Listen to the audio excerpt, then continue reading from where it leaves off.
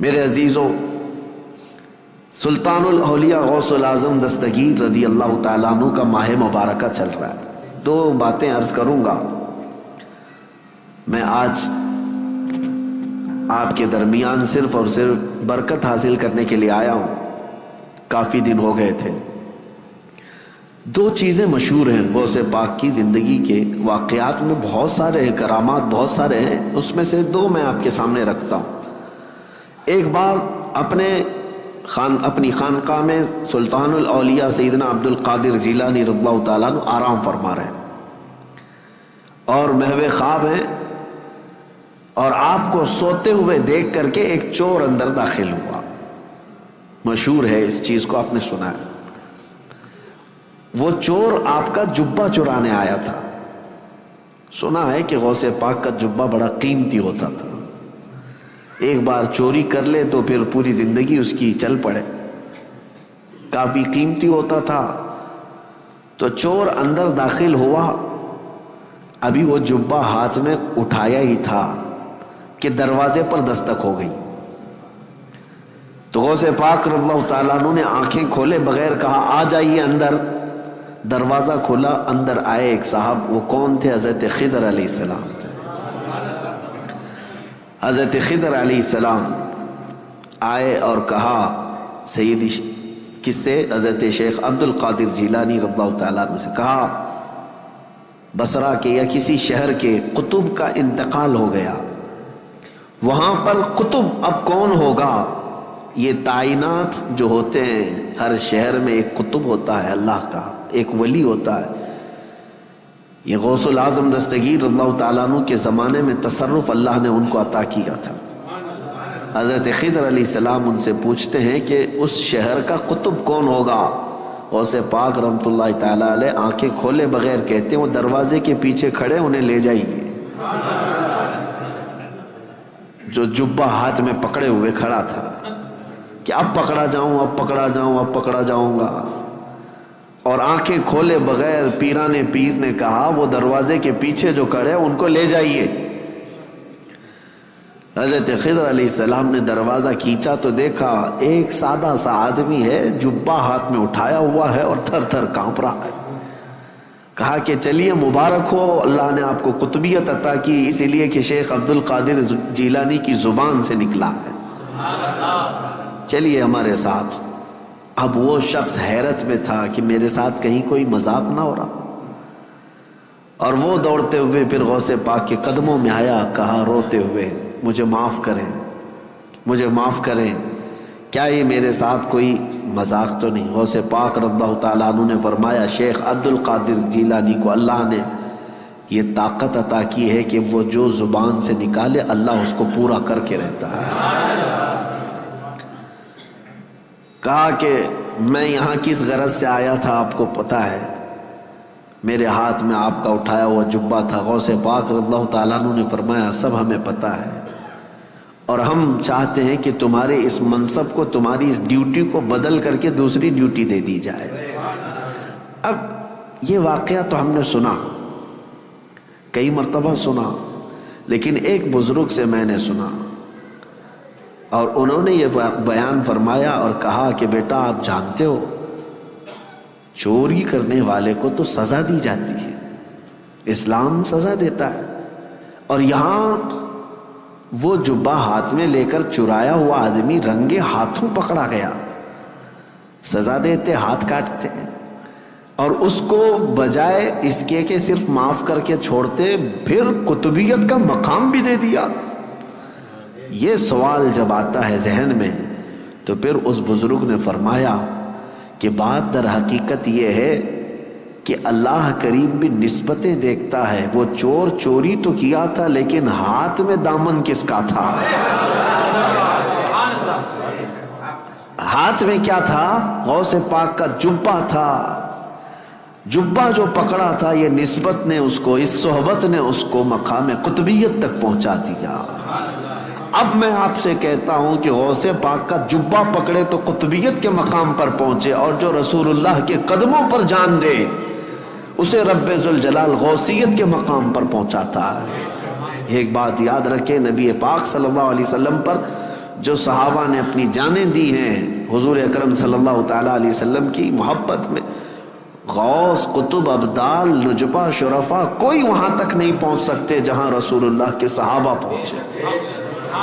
کیوں؟ صحبت کا اثر ہے، صحبت کا اثر ہے۔ اسی لیے صحبت چن کر کے اختیار کرو، کہیں ایسا نہ ہو کہ بعد میں پچھتانا پڑے۔ بتایا کہ چور بھی مقام قطبیت پر پہنچ گیا، وجہ کیا تھی؟ دامن ہاتھ میں کس کا تھا؟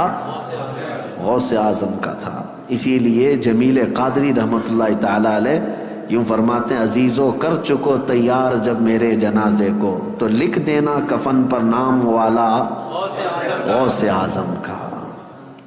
اب دوسری بات، بغداد مقدسہ میں جو ایک واقعہ مشہور ہے کہ حضرت شیخ احمد جام اپنی شیر کی سواری کرتے ہوئے بغداد کے کسی بھی محلے میں جاتے تو اس محلے والے ایک گائے ان کی شیر کو قربان کر دیا کرتے تھے۔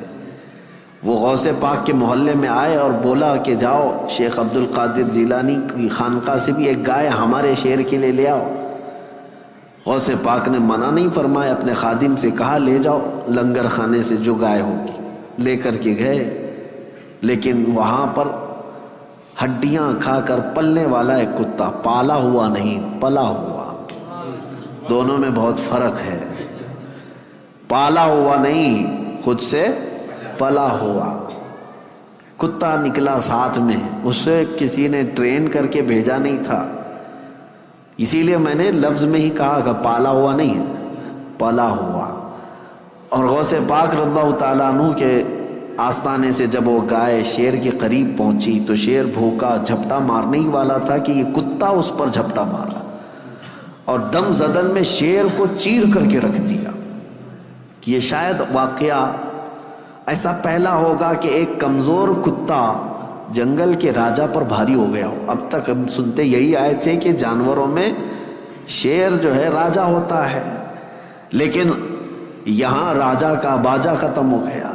کیوں؟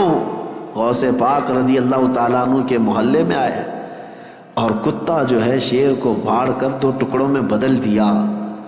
دنیا نے اس منظر کو دیکھا اور اعلیٰ حضرت نے فرمایا کیا دبے جس پہ حمایت کا ہو پنجہ تیرا، شیر کو خاطر میں لاتا نہیں کتا تیرا۔ اب یہاں پر مسئلہ یہ ہے، شیر شیر ہی تھا وہ اور کتا کتا ہی تھا، اور اصول آج بھی وہی ہے کہ شیر ہی بھاری ہوتا ہے، لیکن یہ اصول اس جگہ ٹوٹ جاتا ہے جہاں کتے کی نسبت دربار غوث سے ہو جائے۔ اب میں آپ کو یہ کہتا ہوں کہ کتا ہے، کتے پالنے کی ہمارے ہاں شریعت میں اس کا حکم نہیں ہے۔ بعض مقامات ایسے ہیں جیسے کھیتی باڑی یا حفاظت کے لیے ان کو شریعت نے مستثنا رکھا ہے۔ جس جانور کو ہم پالتے بھی نہیں، خود سے گھروں کے پاس بیٹھ کر پل جاتا ہو، بیٹھ کر کے پل جاتا ہو، اس کتے کا حال یہ ہے کہ دربار غوث کے سائے میں بیٹھا کرتا تھا، غوث پاک کے آستانے کے سائے میں بیٹھا کرتا تھا، اور طاقت کا حال یہ ہے کہ جنگل کے راجا کو بھی پھاڑ کے رکھ سکتا ہے۔ یہ صحبت کا اثر ہے، یہ صحبت کا اثر ہے۔ اب دوسری بات میری یہ توجہ سے سنو، دوسری بات یہ سنو کہ غوث پاک کے دسترخوان پر پڑے ہوئے ٹکڑے یا پھینکے ہوئے ٹکڑے کھا کر پالا ہوا نہیں بلکہ پلا ہوا کتا شیر پر بھاری ہو سکتا ہے۔ اب سوچو کہ غوث پاک نے جس کو پالا ہو، پلا ہوا نہیں بلکہ غوث پاک کے ہاں پالا ہوا، اور وہ بھی کتا نہیں، کوئی وقت کا عالم دین ہو تو پھر وہ اپنے زمانے کا مجدد اعظم بن جاتا ہے۔ اعلیٰ حضرت فاضل بریلوی رحمۃ اللہ علیہ پھر اس کو یوں کہتے ہیں، میں یہ مثال اس لیے دے رہا ہوں کہ اعلیٰ حضرت امام اہل سنت اپنے آپ کو کہتے ہیں کہ میں غوث اعظم کا وہاں پر دربار کا کتا ہوں، بلکہ وہ پلا ہوا نہیں پالا ہوا، اور جس کو غوث پاک کی نسبت حاصل ہو، عنایت حاصل ہو، پھر وہ کہتے ہیں اعلیٰ حضرت اپنی قسمت پر کہتے ہیں کہ میری قسمت کی قسم کھائیں سگانے بغداد، بغداد کے کتے میری قسمت کی قسم کھائیں گے۔ اعلیٰ حضرت فرماتے کیوں؟ ہند میں رہ کے بھی دیتا رہوں پہرا تیرا، ہند میں رہ کے بھی دیتا رہوں پہرا تیرا۔ اور اعلیٰ حضرت اسی نسبت اور اسی صحبت کے بارے میں کہتے ہیں، یا سیدی عبد القادر جیلانی غوث اعظم، تجھ سے در سے سگ، اور سگ سے ہے مجھ کو نسبت۔ غوث پاک سے ان کے دروازے کو نسبت ہے، ان کے دروازے سے کتے کو نسبت ہے، اور کتے سے اعلیٰ حضرت کہتے ہیں مجھے نسبت ہے۔ میری گردن میں بھی ہے دور کا ڈورا تیرا، اور جس کی گردن میں پٹا ہو تو اس کو میونسپلٹی والے اٹھاتے نہیں ہیں، کیوں؟ کسی کا پالا ہوا ہے۔ اس نشانی کے جو سگ ہیں نہیں مارے جاتے۔ اعلیٰ حضرت کہتے ہیں اس نشانی کے جو سگ ہیں نہیں مارے جاتے، حشر تک میرے گلے میں رہے پٹا تیرا۔ ہم بھی دعا یہی کرتے ہیں کہ سرکار غوث پاک کی نسبت آخری سانس تک ہمارے ساتھ برقرار رہے، قائم و دائم رہے۔ میرے عزیزو، خلاصہ کلام یہی ہے کہ صحبت دیکھو،